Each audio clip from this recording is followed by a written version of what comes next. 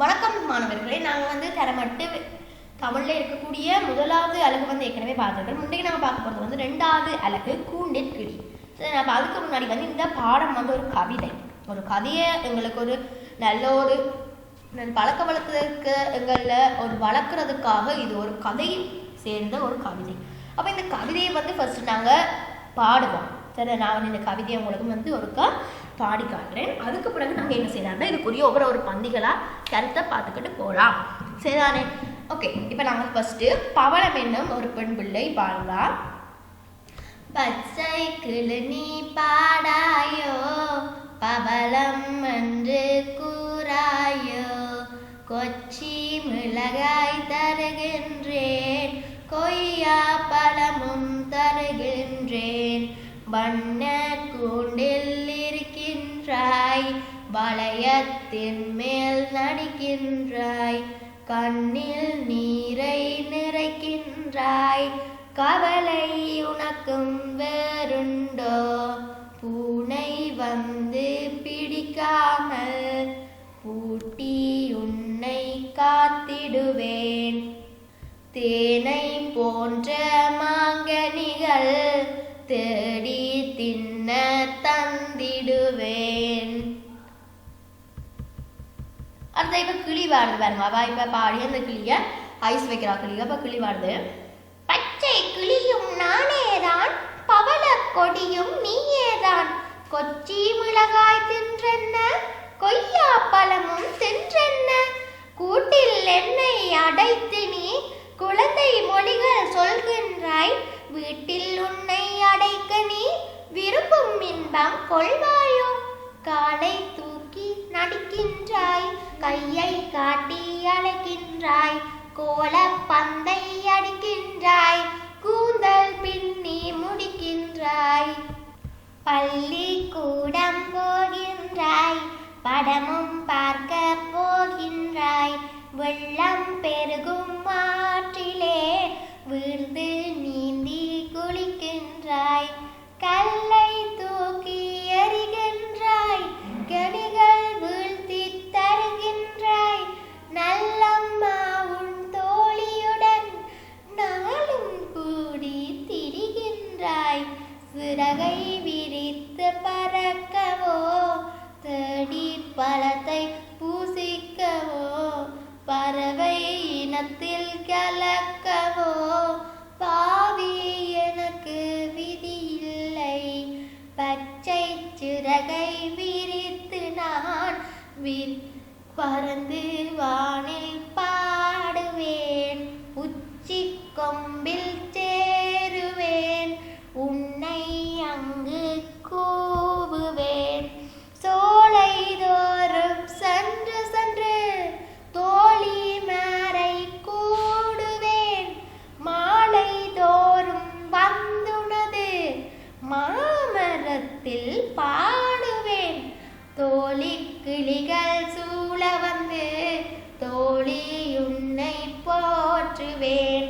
வாளி பவளம் என்னை நீ வைத்த சிறையில் நீக்குவாய், அடிமை வாழ்வு ஒளிகவன்றே, அன்பு காந்தி சொல்லவும், கொடிய சிறையில் வைத்தென்னை கொல்லுகின்றாய் நல்லதோ.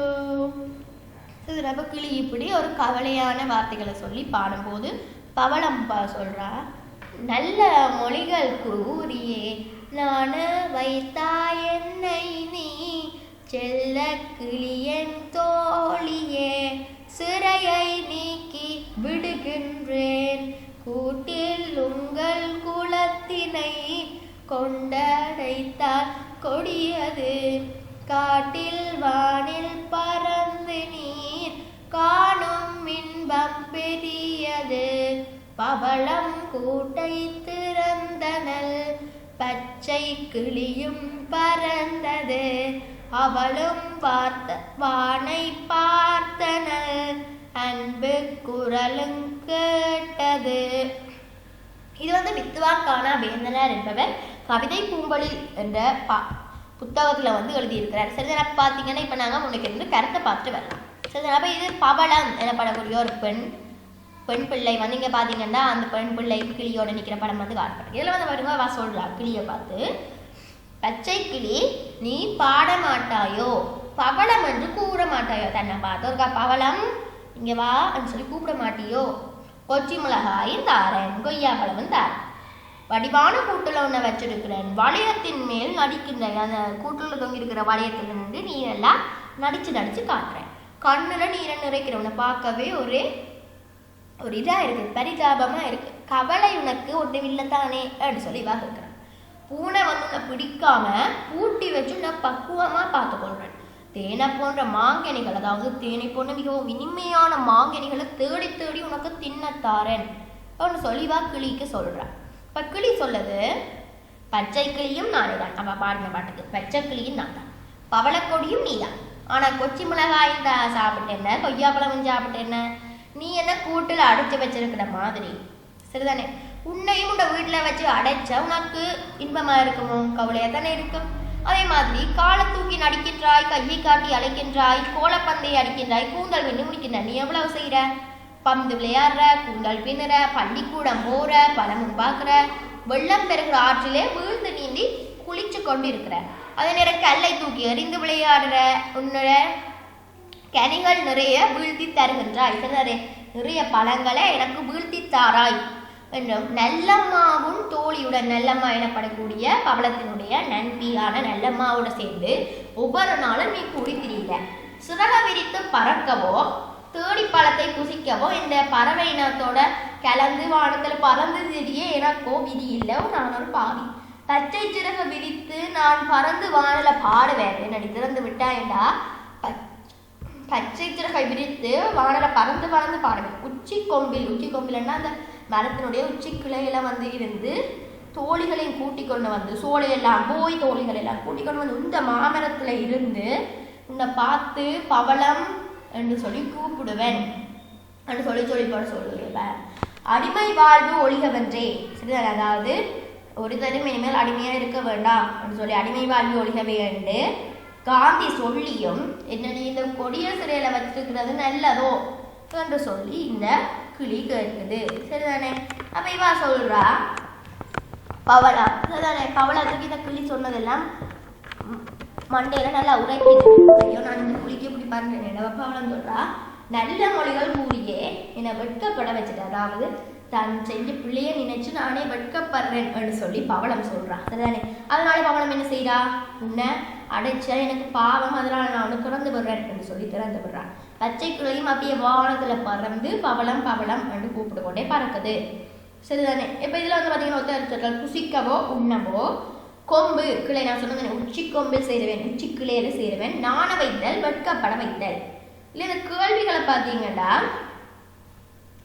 கூண்டில் அடைத்து வைத்த கிளிக்கு பவளம் எவற்றை செய்ய போவதாக கூறினாள். தேன் போன்ற மாங்கனிகள் பறித்து தருவதாகவும், கொச்சி மிளகாய் தருவதாகவும், கொய்யாப்பழம் தருவதாகவும் கூறினாள். இப்பாடலில் வரும் உவமை அணி ஒன்றை எடுத்து கூறுக. அதில் வந்து பார்த்தீங்கன்னா, தேன் போன்ற மாம்பழங்கள் பவளம் நாணை கொள்ளும்படியாக கிளி என்ன கூறியது? அடிமை வாழ்வு ஒழிகவே என்று அம்புக்காந்தி சொல்லியும் கொடிய சிறையில வச்சு எங்களை கொள்கிறியே ஒரு நல்லதோ என்று சொல்லிக்கிறது. கிளி உம்மை கூண்டில் அடைத்து வைத்து அது யாது செய்வீர் என்று ஏன் கேட்டது? இதுக்கான வழியை நீங்க போடுவோம் சொல்லி நான் வந்து நான் உங்களுக்கு அடுத்த பாடத்துல நீங்க வந்து உங்களை விளங்காம இருந்தா நீங்க கேட்டீங்கன்னா நான் வந்து கேள்வியை விளங்கப்படுத்தி விடுறேன் சரிதானே. அதாவது கிளி உங்களை கூட்டில் அடைச்சு வச்சா உங்களுக்கு எப்படி இருக்கும் என்று சொல்லி ஏன் கேட்டது? பவளம் உயிர்களிடத்தில் அன்புள்ள கொண்டவள் என்னும் கூற்றை நீர் ஏற்றுக்கொள்கிறீரா? அவ்வாறு ஐக்கியார்ந்த இந்த ரெண்டு கேள்வி, அதாவது இந்த ரெண்டு கேள்வியை நீங்க வந்து கட்டாயம் செய்யணும். ஏன்னா உங்களுடைய அபிப்பிராயங்களை பார்க்கலாம். இந்த பவளத்தை பற்றியும் கிளியை பற்றியும் உங்கள்கிட்ட இருக்கக்கூடிய அபிப்பிராயத்தை பார்க்கலாம். சரி, அடுத்த பார்த்தீங்கன்னா, கிளி உண்மையில விரும்பும் வாழ்வு எத்தகையது? சோலை தோறும் பறந்து தன்னுடைய தோழிகளோடு சேர்ந்து அதே நேரம் ஆற்றில் குளித்து விளையாடி தாங்களே பழம் பறித்து தோழிகளோடு சேர்ந்து பங்கு போட்டு சாப்பிடத்தான் தனக்கு விருப்பம். வானில் அப்படியே பறவை இனத்தோடு சேர்ந்து உச்சமா பறக்க விருப்பம் என்று சொல்லி அந்த கிளி கேட்டது. இப்போ பார்த்தீங்கன்னா உங்களுக்கு அடுத்தது பெயர் சொற்கள். பெயர் சொற்களை பற்றி உங்களுக்கு ஏற்கனவே தெரியும். என்ன பெயர் சொல் வந்து 6 வகைப்படும். பெயர் சொல்லணும்னா முதல்ல என்ன, ஒரு பொருளையோ அல்லது யாராவது ஒன்று பேரையோ உணர்த்தி கூறுற சொற்கள் தான் பெயர் சொற்கள். அப்ப இந்த பெயர் சொற்களை 6 வகைப்படுத்தலாம். பொருட்பெயர், இடப்பெயர், காலப்பெயர், சினைப்பெயர், குணப்பெயர், தொழிற்பெயர். பொருட்பெயர்ண்டா பொருளை காட்டக்கூடிய, அதாவது பொருள்ன்ற பெயரை சொல்றது. பார்த்தீங்கன்னா நீங்க பாருங்க, ரம், மனிதன், புத்தகம் ஒரு பொருள். அப்ப அந்த பொருளை சொல்றதுக்காக நாங்கள் இந்த பொருட்பெயரை பயன்படுத்துறோம். அடுத்தது இடப்பெயர், கொழும்பு, முற்றம், பாடசாலை, இதெல்லாம் இடத்தை நாங்கள் குறிக்கிறக்கூடிய பெயர்கள். காலப்பெயர்ன்றது நாள், வாரம், கார்த்திகைன்னு சொல்லி காலம், நாளை, நாளை, மறுநாள், இன்று, நேற்று என்று சொல்லி அது காலப்பெயர். சினைப்பெயர் பூ, இலை, தலை, அதாவது ஒரு அங்கியினுடைய பகுதிகள், இல்லாட்டி ஒரு பொருளினுடைய பகுதிகள் தான் நாங்கள் சினைப்பெயர்கள் என்று சொல்லி சொல்றோம். அடுத்த குணப்பெயர்கள் செம்மை, இனிமை, அகலம், அதாவது குணப்பெயர் என்றது அவைகளுடைய நிறம், அவைகளுடைய அளவு என்பவற்றை குறிக்கிறதா செம்மை, இனிமை, அகலம் போன்ற சொற்கள் நாங்கள் பயன்படுத்துகிறோம் குணப்பெயர். தொழிற்பெயர் என்றது நாங்கள் செஞ்சு கொண்டிருக்கிற தொழில், அதாவது விறகு வெட்டுதல் அப்படி இல்லை, நடத்தல், விளையாடுதல், சேரல் என்றது தொழில். பார்த்தீங்கன்னா இதில் உங்களுக்கு ஒரு அட்டவணை தரப்பட்டிருக்கு. அதே மாதிரி கீழே ஒளி வேறுபாட்டு சொற்கள், ஒளி வேறுபாட்டு சொற்களை பற்றி நீங்கள் 6ஆம் ஆண்டுல இருந்தே கற்றுக்கொண்டு வாருங்கள். என்ன பார்த்தீங்கன்னா இதில் உங்களுக்கு கொஞ்சம் லகரல், லகரன், லகர் போன்ற சொற்களுக்கான ஒளி வேறுபாட்டு சொற்கள் பாருங்கோ. அலை, அலை இல்லாத கடல் இல்லை. சரிதானே? எல்லா கடல்லையுமே அலை இருக்கு. முந்த அலை உங்களுக்கு தெரியும். அந்த அலை ஒருவரை அழைக்கிறதுக்கு தான் நாங்கள் இந்த மௌலவ அலையன்னா போட்ட இது பயன்படுத்துறோம். சரிதானே? அலை, ஆசிரியர் மாணவனை அழைத்த. அலை, சிறுவன் சேற்றை அலைந்தனர், அதாவது சிறுவர்கள் சேற்றை அலைந்தனர். அந்த அலைகிறது சொல்லிவிடும், என்னத்துக்கு சாப்பாட்டு அலையிற, ஒழுங்கா சாப்பிடு சொல்லி சொல்லிவிடும். அர்த்தம் பார்த்தீங்கன்னா உழவு, நான் வீதியில் உலாவினேன், அதாவது உலாவி திடீர்னு சொல்லுவோம் தானே, அதான் இந்த உழவு. அடுத்த உழவு, உழவு தொழிலுக்கு வந்து உழவு தொழில் என்றது விவசாய தொழில். அடுத்தது உழவு, அரசன் பகை நாட்டிற்கு உழவு வார்த்தை, உழவாக்குறது பகை நாட்டு எப்படி உங்களுக்கு போய்கொண்டிருக்குது, பிரச்சனைகள் ஏதாவது இருக்கும், எப்படியான படைகள் இருக்குன்னு சொல்லி ஆக்கள் பார்க்கறதா இந்த உழவு பார்த்தல். இங்கே வேற உங்களுடைய சொற்கள் தரப்பட்டிருக்கு. ஃபர்ஸ்ட் உலை, கம்மாளன் உலை, கம்மலன் உலை, இதில் துணி உலையும். அடுத்தது உலைதல், உலை, சேறு, வறுத்து, அதுதானே சிகரு அல்ல ஒரு ஆளை வறுத்து என்றதான் நாங்கள் இந்த உலையை பயன்படுத்தோம். அதான் உலை, இடம், மான், உழைத்தல், உழைக்கணும்னு சொல்லியிருந்தோம் தானே, அதுதான் இந்த உழைத்தல். அனைவரும் நாங்களாகவே உழைக்க வேண்டும். சூழ், கரு, பிடுங்கு. அடுத்தது சூழ், ஆணை, சபதம், தீவர்த்தி. சூழ், சூழ்ந்து கொள், சுற்று, சூழ்ச்சி, அதான் இந்த சூழ். இந்த பயிற்சி பார்த்தீங்கன்னா அகத்தின் அழகு முகத்தில் தெரியும். இதுல இருக்கிற எழுத்துப்பிள்ளை என்ன, இந்த அழகு, அழகுன்றது கிளீண்ட சொண்டமாக முகத்துல இருக்கக்கூடிய அழகு, சாரி இதயத்துல இருக்கக்கூடிய அழகு, எங்களை மனத்துல இருக்கக்கூடிய சொண்டு முகத்துல தெரியும்னு சொல்லிடணும். அது உண்மை, அது சரியான வாக்கியமோ இல்லை. இதுக்கு நாங்கள் மௌலவ லானா பயன்படுத்துவோம். சரி, அடுத்த பார்த்தீங்கன்னா எட்டில் பழுத்தது, இதுக்கு நாங்கள் மௌலவ லானா பயன்படுத்துகிறோம். சரி, அடுத்தது எட்டில் பழுத்தென்ன, ஈயாத வாழ்த்தென்ன, அதாவது இதில் இந்த வாழ்த்து இல்லை, நாங்கள் மௌலவ இல்லைன்னா சரியா சொல்லுன்னு கொஞ்சம் கிளியராக வராது. அடுத்தது பழுத்தென்ன, பழுத்தென்ன இந்த லூனா. ஏழை அழுத கண்ணீர், கூறிய வாழக்கும். சரிதானே? கூறிய வாழக்கும், ஏழை அழுத கண்ணீர், கூறிய வாழக்கும். அப்போ இப்படி இருக்கக்கூடிய இந்த வசனங்களில் எழுத்து பிள்ளைகளை நீங்கள் கண்டுபிடிச்சி இதை நீங்கள் ஒரே கேள்வியாக இதில் இருக்கக்கூடிய நீங்கள் இங்கே 3, இதில் என்ன இருக்குது, 4 இதில் என்ன எழுத்துப்பிள்ளை, 5 இதில் என்ன எழுத்துப்பிள்ளைன்னு சொல்லி அந்த எழுத்துப்பிள்ளையை திருத்தி போடக்கூடிய இடத்த நீங்கள் போட்டுக்கொள்ளலாம். சரி, அடுத்த பார்த்தீங்கன்னா ஒரு பாட்டுடையான். இது ஒரு கம்பெனி கதை. அப்போ இதை பற்றி நாங்கள் அடுத்த வீடியோவில் பார்க்கலாம். மாணவர்களே, ஓகே, இந்த வீடியோ உங்களுக்கு பிடிச்சிருந்தா மறக்காம எங்களோட சேனலை சப்ஸ்கிரைப் பண்ணுங்க. அதோட கீழே பெருவிரல் நிமித்தபடி இருக்கிற பட்டனை அமர்த்தி விடுங்க. அதோட உங்களோட தரமட்ட மாணவர்கள் அனைவருக்கும் ஷேர் பண்ணுங்க. உங்களோட மாணவர்களும் பார்த்து பயன்படுத்துங்க. பாய், நாங்கள் அடுத்த வீடியோவில் சந்திக்கலாம்.